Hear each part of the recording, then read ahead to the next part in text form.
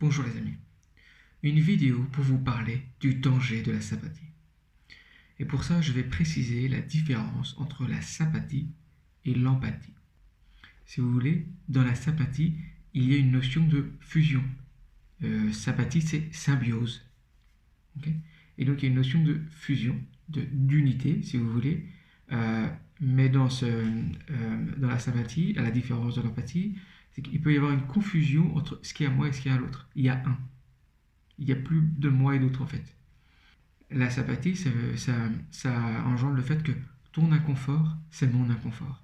L'empathie, c'est ton inconfort, c'est ton inconfort. Et pour ça, je vais prendre l'exemple d'une formation que j'animais. Il y avait 34 personnes. Et une personne me pose une question, et quand je lui réponds, en fait, elle fond en larmes et elle quitte la salle. Donc je demande de m'excuser, et du coup je sors et je vais à côté. Et j'étais en présence avec elle. Et ce qui se passe, c'est que bon, je suis clairvoyant, je sens les énergies, et donc je sentais en fait cette émotion qui était là, et qui était en train de passer, et en ma présence, où j'autorisais pleinement cette émotion, du coup je la sentais, et l'émotion était en train de passer. Et la personne me fait la remarque, elle me dit bah, c'est en train de diminuer. Et en fait, c'est cette simple présence à cette émotion qui a accepté que ça soit là, ce qui n'a pas été accepté enfant. C'est cette présence empathique qui a permis l'accueil de cette émotion et lui permettre d'être là, simplement, ce qui lui a permis de passer. À la différence de la sympathie, c'est que je ne suis pas en présence de cette émotion, c'est je ressens cette émotion en moi, ça devient mon émotion. Et du coup, j'ai plus de présence à l'autre. C'est ça qui fait que la sympathie va engendrer en fait si elle n'est pas bien posée, et surtout on va voir avec qui elle doit être posée, si la sympathie elle est utilisée, il va y avoir un côté poreux où on va prendre les émotions des autres et on va se retrouver avec ce paquet à vivre cette émotion, et du coup on ne peut plus être soi en présence avec l'autre. Donc ça a un impact sur les limites psychiques, sur la relation, la différenciation entre moi et l'autre. À la différence de l'empathie, qui permet d'avoir un bien-être face à quelqu'un, comme je vous le citais, qui vit une émotion qui est inconfortable pour elle, et même face à quelqu'un qui est en colère. C'est-à-dire que quand cette personne elle est en colère, on voit la personne, on ressent cette colère comme à l'extérieur, comme s'il y avait une bulle en verre indestructible. Donc là, on est dans l'empathie. Et on ressent la personne qui est en colère, et on ressent vraiment l'inconfort. Et on ressent cette agressivité qu'il peut y avoir.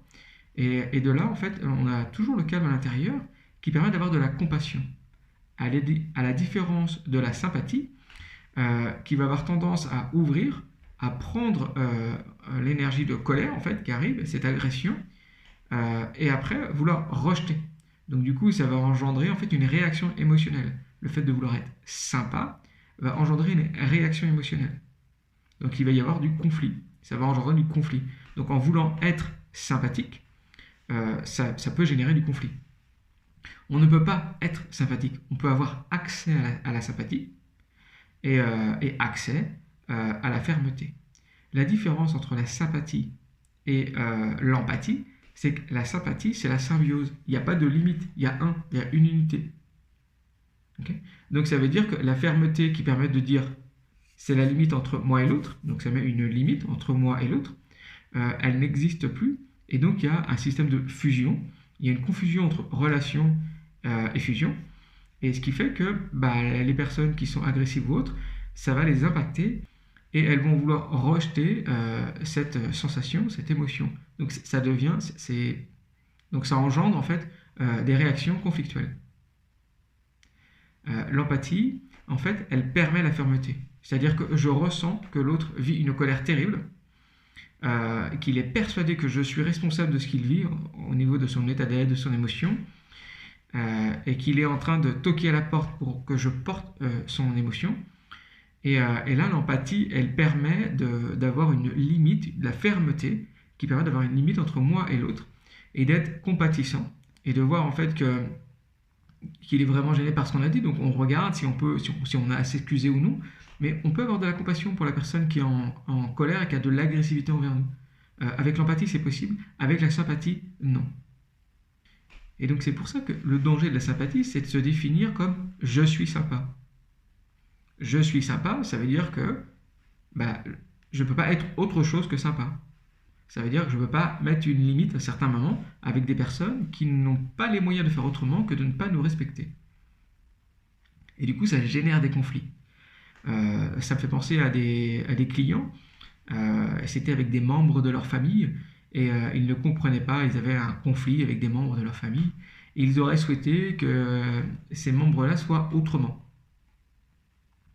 Et ils étaient dans une attente de sympathie parce que c'est la famille, une unité, sans avoir vraiment conscience que c'est deux individus distincts et qu'on n'a peut-être pas les mêmes valeurs, les mêmes systèmes les mêmes perceptions de la réalité et surtout la même maturité ou le même niveau d'information. Et donc du coup, ce qui fait qu'on peut être face à quelqu'un qui n'a pas les moyens d'être en relation avec nous parce qu'il ne va pas nous comprendre. Et il y a une attente de sympathie envers ce membre de la famille parce que c'est la famille. Ça crée une unité famille, sans différencier les individus qui sont dedans. Et donc, c'est ça qui fait que cette attente de sympathie, de relation, on va dire, profonde, qui n'est pas possible, fusionnelle, qui n'est pas possible, va engendrer un inconfort. Et ces personnes-là, quand elles ont compris que l'autre, ils n'avaient pas les moyens de le respecter, il n'avait pas les moyens de comprendre là où il était, ce qu'il vivait, et il ne pouvait pas comprendre la vision qu'il avait. Cette personne, ces deux personnes en l'occurrence, elles sont passées de l'empathie, de la sympathie à l'empathie. Ce qui leur a permis d'avoir une relation plus saine avec ces personnes-là. Et c'est cette attente de sympathie, de symbiose qui a engendré un conflit.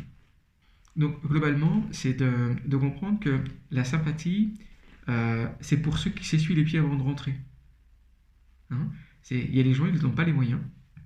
Ils n'ont pas les moyens de s'essuyer les pieds avant de rentrer, c'est-à-dire qu'ils n'ont pas les moyens de respecter notre intérieur, de par leur histoire de vie et leur conditionnement, sans être dans un jugement bien mal, c'est de voir qu'ils n'ont pas les moyens.